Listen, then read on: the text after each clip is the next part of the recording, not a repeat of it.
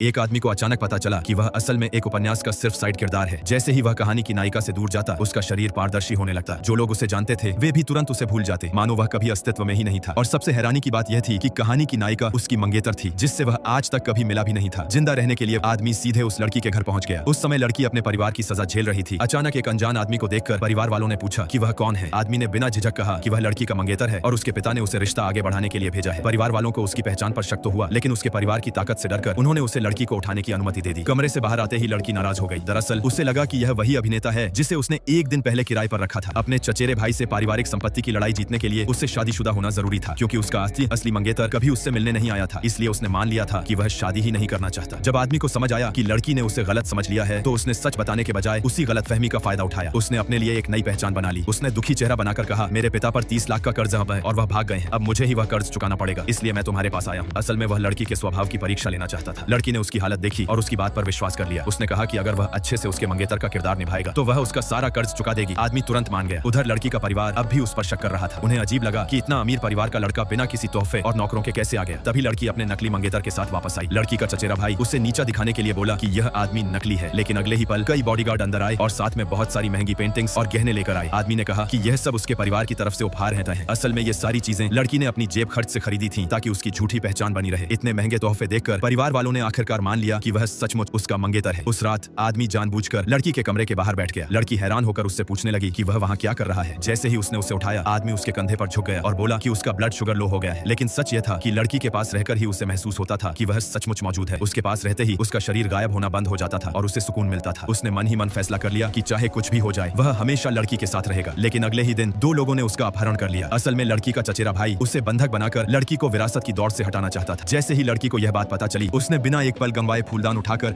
अपने चचेरे भाई के सिर पर दे मारा।